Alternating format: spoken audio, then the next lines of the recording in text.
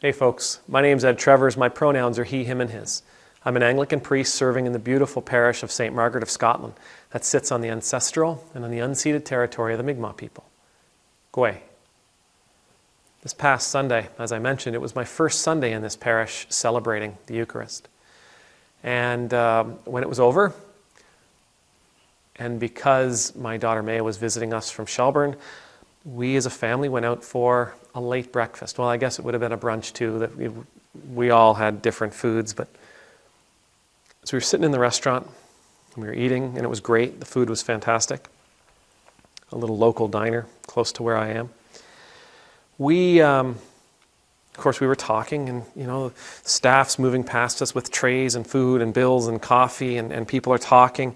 The radio, though, you could hear the radio above you, sort of in the background. And given that it's Halifax, of course they played Belinda Carlisle's "Ooh, Heaven is a Place on Earth."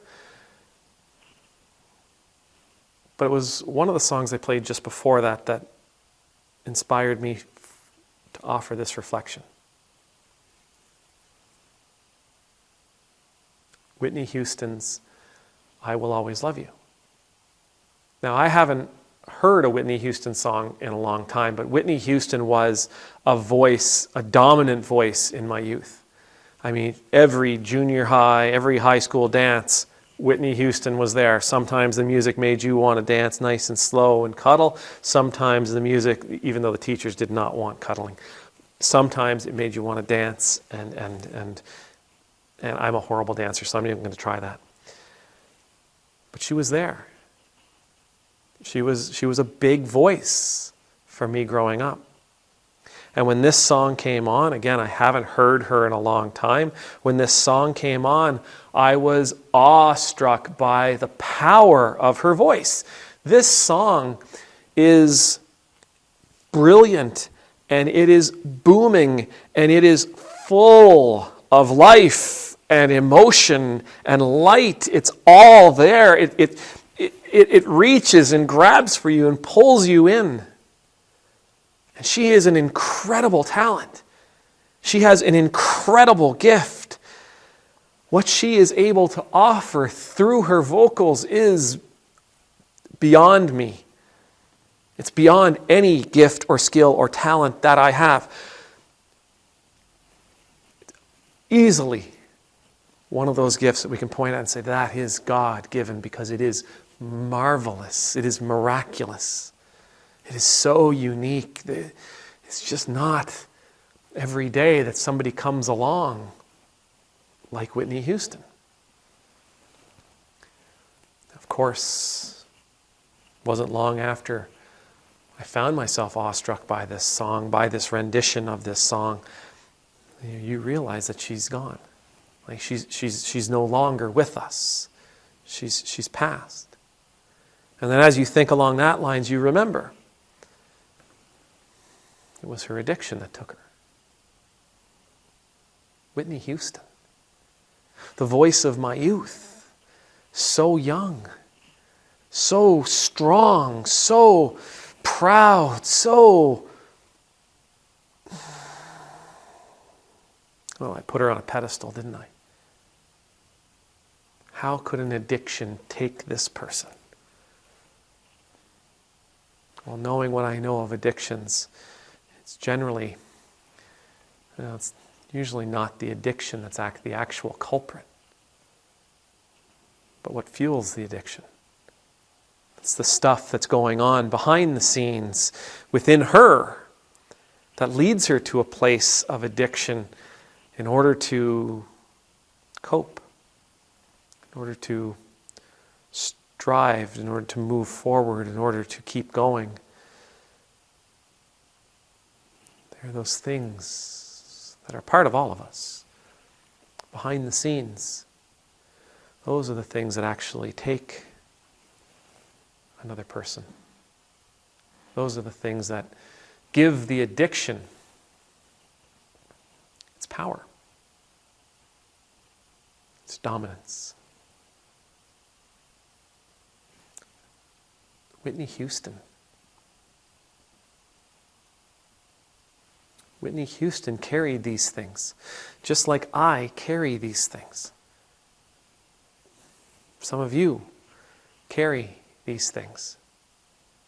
I mean, it's easy for us, to look around and you see the alcoholic and you go, oh, well, of course. Or the drug addict, oh, well, yes.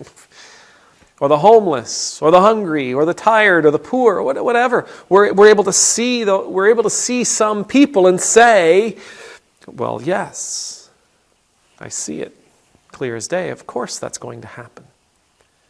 Of course that's what's going on. And then there are others. There are the ones who have mastered the art of wearing the mask, the facade, of living their life as a performance in order to ensure that nobody ever really sees what's going on in behind them.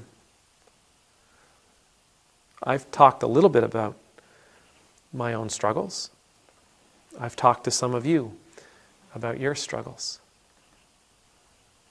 Everybody in this world is struggling.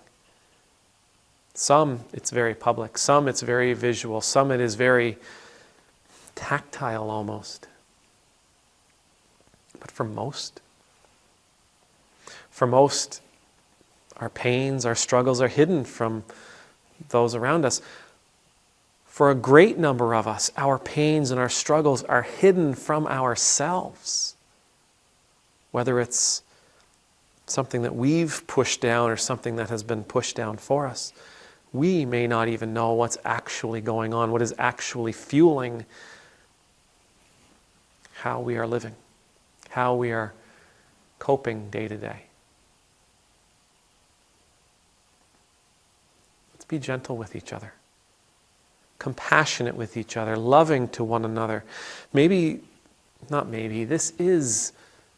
This is why we are supposed to love beyond all other things. Why Jesus calls us and says, no, you should forgive 7 times, 7 times. You should always be merciful. You should always be compassionate. You should always be reaching out to others. You should always be loving.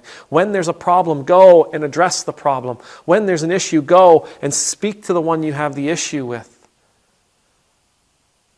Don't ever stop connecting with the people around you. Don't ever stop loving those people as you would love yourself. Don't ever stop loving the people around you as I have loved you. Because we don't know. For the most part, we have no idea what is going on in the lives of those folks we encounter on a regular basis. May the Lord bless you. May the Lord keep you. May the Lord's face be made to shine upon you and be gracious to you. May the Lord's countenance be lifted up to you. May you always know the peace of being in the Lord's presence. And I pray that we would endeavor to be kind and merciful and compassionate and warm and loving. That we would often offer our ears and our shoulders.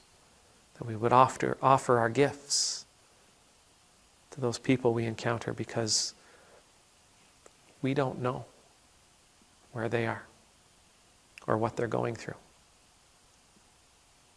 Amen. Nemultus.